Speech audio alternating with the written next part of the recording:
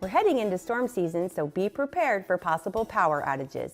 Now is a great time to get and plant trees, and there's a great incentive to install electrical vehicle charging stations. All that and more just ahead on Tacoma Report.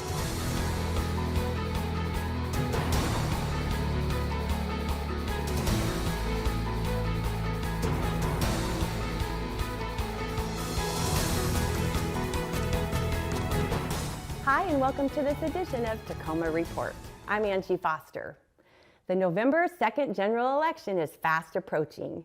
To assist Tacoma voters in their decision, TV Tacoma has partnered with the League of Women Voters to present a series of candidate forums for many of the races, including mayor, city council, Port of Tacoma, and others.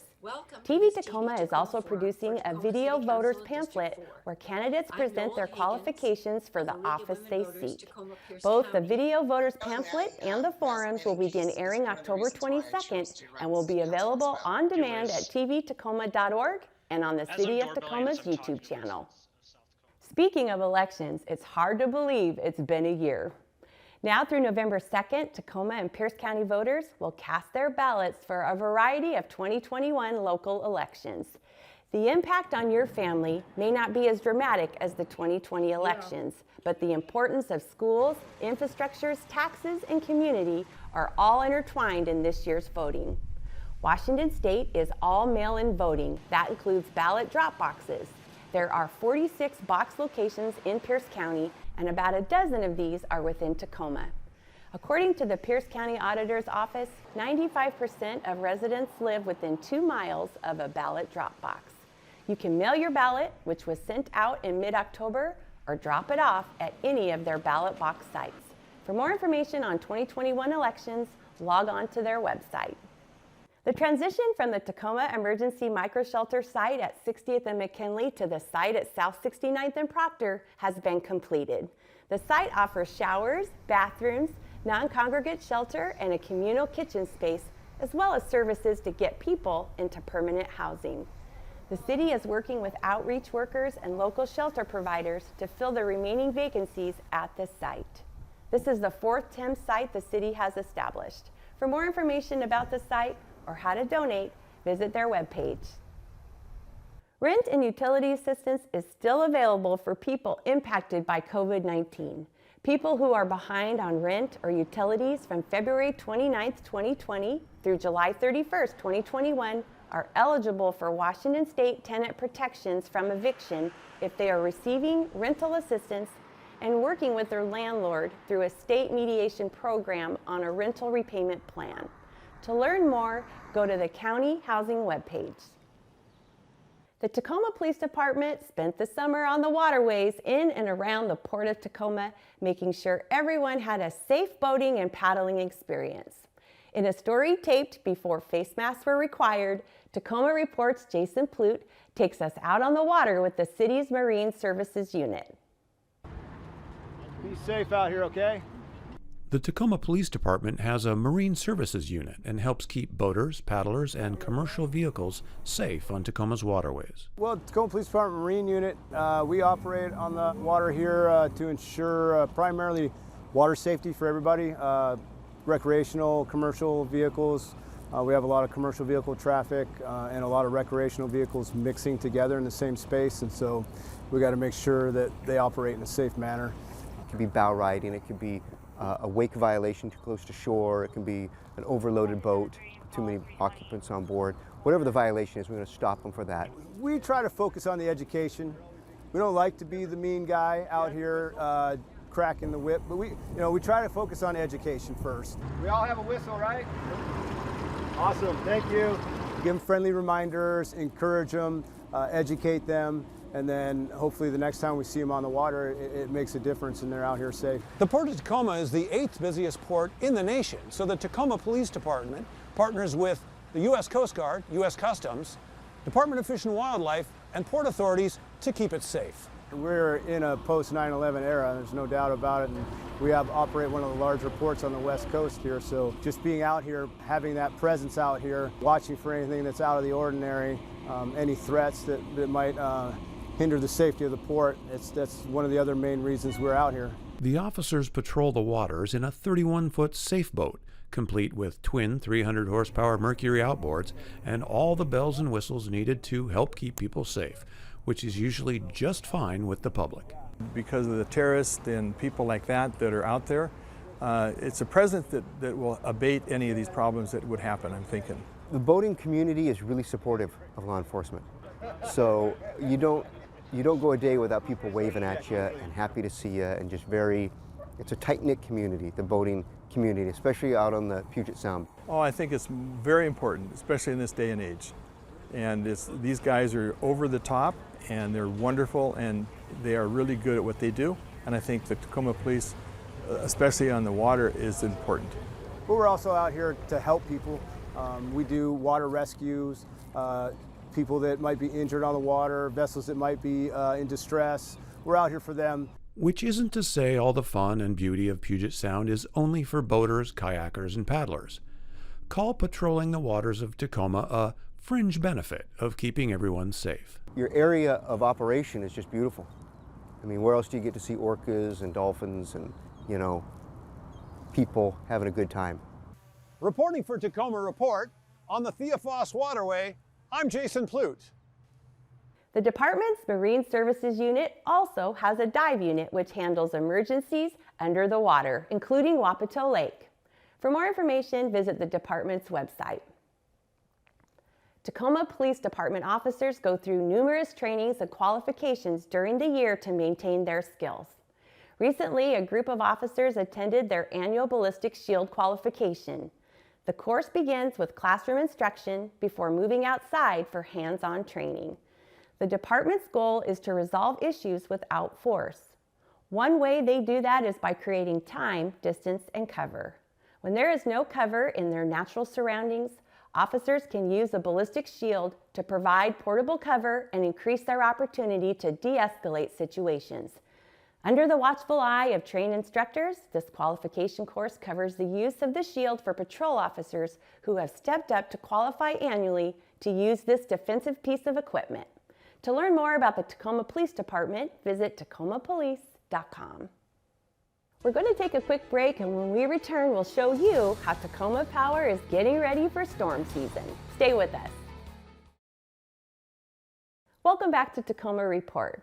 Tacoma Power says they're prepared heading into storm season as crews work round the clock to make sure when the wind blows, the power stays on. Tacoma Power has dedicated crews working year-round to clear branches and limbs that could pose a risk to the safety of the electrical grid in the event of a storm. In addition to their tree trimming program, the utility says they actively work to make upgrades, from changing out old poles to replacing lines to keep the system ready for wind, rain, and ice events. While it doesn't happen often, Tacoma Power says they use planned outages when the weather is mild to make big safety upgrades, protecting customers when the weather gets rough. If we've just made the decision to have your power out, it is necessary. We go through any way we can to keep your home or your business in power so we can do our work. When it comes to electricity, there's times where we have to turn it off for the safety of the people doing the work and for the safety of the system.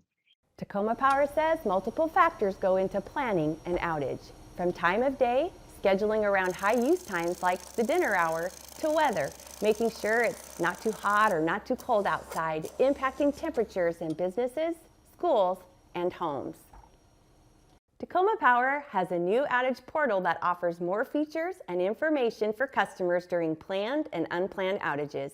With the option to receive texts or email updates about restoration times, you'll have the information you need to plan ahead. Go to mytpu.org/outages to sign up. It's never too early to start thinking about inclement winter weather. Get prepared now for the storms and outages.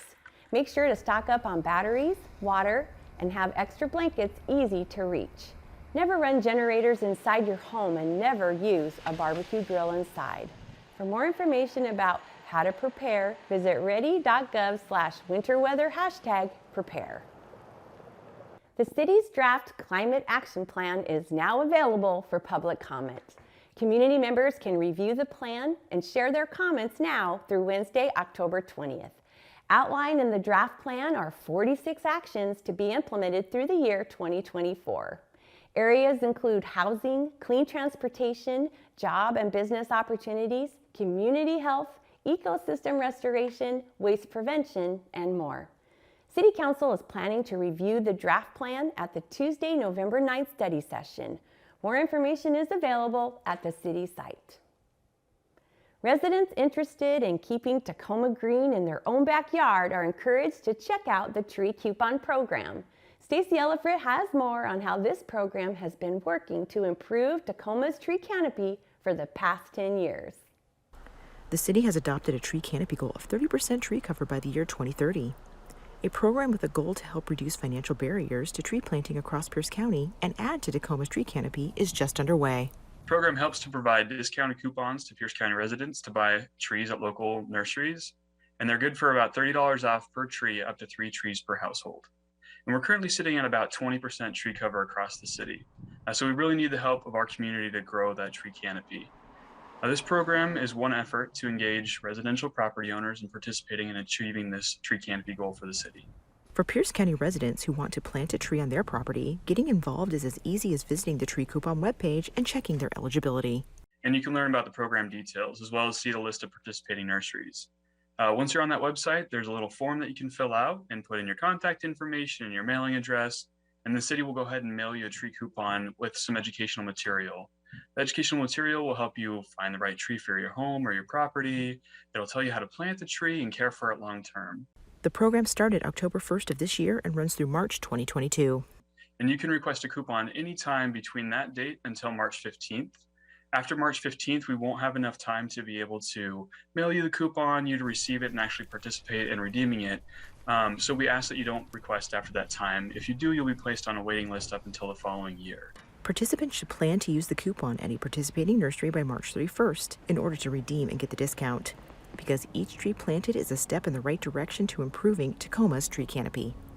Every tree planted and cared for in our urban environment matters, and well-placed trees can help to enhance energy savings around your home. They can help manage stormwater and reduce local flooding, filter out the air pollutants in the air that we breathe, help reduce the urban heat island effect by cooling our community with shade, and of course help beautify our communities. This program is made possible through a partnership with the city's Environmental Services Department, Tacoma Public Utilities, the Puyallup Watershed Initiative, and 7 participating local nurseries. For Tacoma Report, I'm Stacey Ellifrit. For more details, including the applications and a full list of participating retailers, visit the Tree Coupon Program webpage today. We're going to take one more quick break, and when we return, we've got some important information concerning electrical vehicle charging stations. Don't go away. Welcome back to Tacoma Report. I'm Angie Foster. The City Events and Recognition Committee is now accepting nominations for the Martin Luther King Jr. Community Service Award. Nominations are open in the lifetime service for individual or groups and emerging leaders. Nominations can be filled out online and are due by Monday, November 8th. Award winners will be recognized at the city's Martin Luther King Jr. Birthday Celebration virtual program. This virtual event will premiere on Monday, January 17th, right here on TV Tacoma and on the city's Facebook page. For more information about the event and to find the nomination form, visit the city's webpage. Tacoma Venues and Events recently announced a partnership with Culture City to make the Tacoma Dome, the Greater Tacoma Convention Center, and the events held at these venues sensory inclusive. This initiative aims to promote an accommodating and positive experience for all guests and fans in alignment with the department's mission and values to provide inclusive and welcoming spaces. Prior to attending an event, families can download the free Culture City app, where they can view the sensory features available and where to access sensory bags. The app also offers a social story that provides a preview of what to expect. For more information, visit the Tacoma Dome's website. The new span of the Tacoma Narrows Bridge not only provides transportation, but recreation as well. Bicyclists and pedestrians also get a chance of covering a couple of miles on the Tacoma Narrows Passage. Tacoma Report's Dave Gordon decided to take a hike along a portion of this urban trail that soars more than 100 feet over the water with majestic views of Puget Sound. Running alongside Highway 16 from Tacoma to Gig Harbor is the Scott Pearson Trail. This urban trail features a critical point of interest unique to the region. It spans the link between Tacoma and Gig Harbor, and it's 187 feet above the Puget Sound. This part of the Scott Pearson Trail, the new Tacoma Narrows Bridge, is about a mile of the most stunning views you'll ever see here in Tacoma. To get there, park at War Memorial Park, just off 6th Avenue and Myers Street. Prepare yourself for a couple hours of moderate exercise. Just keep in mind it's 5,900 feet one way, and the return is another 5,900 feet. But the investment makes for a great autumn walk on a fine sunny day. I've been wanting to walk this bridge for a long time, but I've never taken the time. So this is my first opportunity to do it from being out of state, and we decided let's do it. Beautiful fall day today, so I'm glad I got to bike across the bridge today and get some nice views. My dad has been asking for a long time. We've walked the Golden Gate Bridge together a couple times, and actually with family too. So we decided we're going to walk the bridge today. The bridge walk has no stops. Oh, and watch out for the occasional bicyclist. There are plenty of selfie photo opportunities too, so bring your camera. Thanks again. Just remember, you'll be sharing a major highway. One of the biggest challenges you'll have here on the Scott Pearson Trail is the road noise. There's a lot of road noise, but that's part of the adventure. For Tacoma Report, I'm Dave Gordon. For more information about urban hiking trails, visit Metro Parks Tacoma.